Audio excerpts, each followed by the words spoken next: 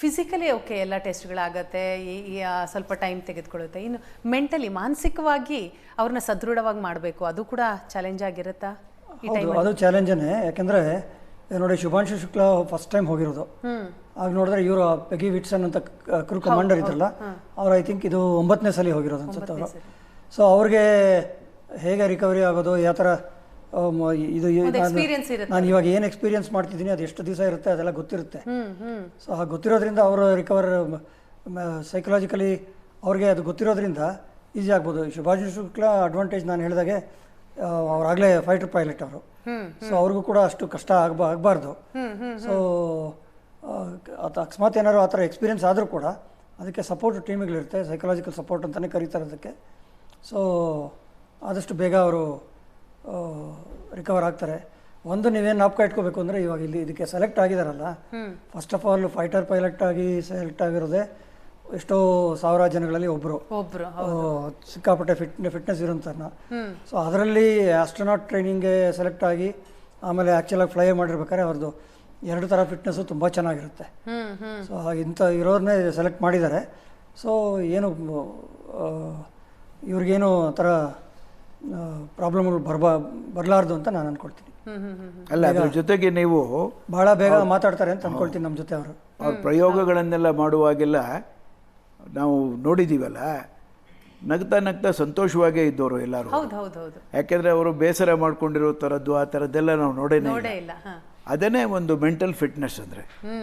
ಅಯ್ಯೋ ನಾನು ಇಲ್ಲಿ ಬಂದ್ಬಿಟ್ಟಿದ್ದೇನಲ್ಲಪ್ಪ, ನಾ ಪ್ರಯೋಗ ಮಾಡಬೇಕಲ್ಲಪ್ಪ ಅಂತ ಮನಸ್ಸಿಗೆ ಅಂದ್ಕೊಂಡ್ರೆ ಯಾವ ಪ್ರಯೋಗನೂ ಅವ್ರು ಮಾಡೋಕ್ಕಾಗಲ್ಲ. ಅಲ್ಲಿ ಹೋಗೋಕ್ಕಿಂತ ಮುಂಚೆನೇ ಎಲ್ಲ ಡಿಸೈಡ್ ಎಲ್ಲ ಇರುತ್ತೆ. ಎಲ್ಲ ಏನೇ ಇದ್ರೂ ಆ ಜಾಗದಲ್ಲಿ ಆ ವ್ಯಕ್ತಿಯಲ್ಲಿ ನಿಂತ್ಕೊಂಡಾಗ ಅವನು ಹೇಗಿರ್ತಾನೆ ಅನ್ನೋದು ತುಂಬ ಇಂಪಾರ್ಟೆಂಟು. ನಮ್ಮಲ್ಲೂ ಎಲ್ಲ ಥರದ ಟ್ರೈನಿಂಗ್ನು ಎಲ್ಲರಿಗೂ ಕೊಟ್ಟಿರ್ತಾರೆ, ಇಲ್ಲ ಅಂತ ಹೇಳೋದಿಲ್ಲ. All trained individuals are not successful people. ಎಲ್ಲರೂ ಇಲ್ಲ, ಯಾರೋ ಒಬ್ಬರೋ ಇಬ್ಬರೋ ಸಕ್ಸಸ್ಫುಲ್ ಆಗ್ತಾರೆ. ಜೊತೆಗೆ ಅವರ ಫ್ಯಾಮಿಲಿ ಸಪೋರ್ಟು ಕೂಡ ಬೇಕಾಗುತ್ತಲ್ವಾ? ಖಂಡಿತ. ಅದಕ್ಕೆ DVG ಅವರು ಒಂದು ಕಡೆ ಹೇಳ್ತಾರೆ ಕಗ್ಗದಲ್ಲಿ, ತೃಣಕ್ಕೆ ಹಸಿರೆಲ್ಲಿಯದು ಅದು ದಿನಪನದೆ, ಕಣ್ಣಿನದೆ, ನೀರಿನದೆ, ಮಣ್ಣಿನದೆ ಅಂತ ಕೇಳುತ್ತೆ. ಅಂದರೆ ಒಂದು ಹಸಿರು ಹುಲ್ಲಿಗೆ ಬಣ್ಣ ಎಲ್ಲಿಂದ ಬಂತು ಅಂದರೆ ಅದಕ್ಕೆ ಕಾರಣ ಯಾರು ಅಂತ ಕೇಳಿದ್ರೆ, ಸೂರ್ಯನ ಬೆಳಕು ಕಾರಣನ, ಮಣ್ಣು ಕಾರಣನ, ನೀರು ಕಾರಣನ, ನಮ್ಮ ಕಣ್ಣು ನೋಡುವುದು ಯಾವುದಿದೆ ಆ ಕಣ್ಣು ಕಾರಣನ, ಅಥವಾ ಮನಸ್ಸು ಕಾರಣನ? ಎಲ್ಲದೂ ಕಾರಣ. ಹಾಗಾಗಿ ಶುಭಾಂಶು ಶುಕ್ಲಾ ಅವರಿಗೆ ಅವರ ತಂದೆ ತಾಯಿಯವರ ಸಪೋರ್ಟು, ಅವರ ಅಜ್ಜ ಅಜ್ಜಿ ಸಪೋರ್ಟು ಎಲ್ಲರದ್ದು ಇರಬೇಕು. ಹೌದು, ಅವ್ರದ್ದು ಸಪೋರ್ಟ್ ಇಲ್ಲದೆ ಹೋದರೆ no man can achieve anything. ಅಂತಾರಾಷ್ಟ್ರೀಯ ಬಾಹ್ಯಾಕಾಶ ಕೇಂದ್ರಕ್ಕೆ ಹೋಗಬೇಕು, ಯಾವುದೇ ತಂದೆ ತಾಯಿ ಮಗನನ್ನ ಈ ರೀತಿ ಕಳಿಸ್ಬೇಕು ಅಂತಂದ್ರೆ ಅವರು ಬಹಳ ಸ್ಟ್ರಾಂಗ್ ಆಗಿರ್ಬೇಕಾಗುತ್ತೆ. ಏನಾದ್ರು ಒಂಚೂರು ಹೆಚ್ಚು ಕಮ್ಮಿ ಆದರೆ ಮುಗೀತಲ್ಲ. ಅಲ್ಲಿ ಕಲ್ಪನಾ ಚಾವ್ಲಾ ವಿಚಾರದಲ್ಲಿ ನಾವು ನೋಡಿದ್ದೀವಿ. ಸೊ ಈಗ ಅಡ್ವಾನ್ಸ್ಡ್ ಟೆಕ್ನಾಲಜಿ ಎಲ್ಲ ಸಕ್ಸಸ್ಫುಲ್ ಆಗೋದಕ್ಕೆ ಕಾರಣ ಅನ್ಬೋದಾ ಸರ್? ಖಂಡಿತ. ಟೆಕ್ನಾಲಜಿ ಇಲ್ಲದೆ ನಾವೇನು ಮಾಡೋದಕ್ಕಾಗೋದೇ ಇಲ್ಲ. ಸೊ ಟೆಕ್ನಾಲಜಿ ಜೊತೆ ಇಲ್ಲಿ ಏನೇ ಸ್ಪೇಸ್ ರಿಲೇಟೆಡ್ ತೊಗೊಳ್ಳಿ, ಮೊನ್ನೆ ಏರ್ಕ್ರಾಫ್ಟ್ ಹೋಯ್ತಲ್ಲ ಅದಾಗಲಿ ಅಥವಾ ಇದಾಗಲಿ, ಸೊ 100% ರಿಲಯಬಿಲಿಟಿ ಅಂತ ಕರಿತೀವಿ ನಾವು.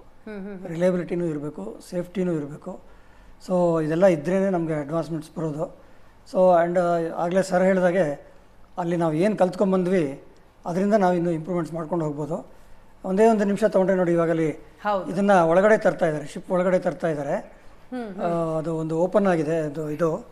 ಸೊ ಅಲ್ಲಿ ಒಳಗಡೆ ತಂದು ಇಲ್ಲಿ ಟ್ರಾನ್ಸ್ಫರ್ ಮಾಡ್ಕೊಳ್ತಾರೆ, ಶಿಫ್ಟ್ ಮಾಡ್ತಾರೆ ಇಲ್ಲಿಗೆ ಕ್ಯಾಪ್ಸೂಲ್ನ.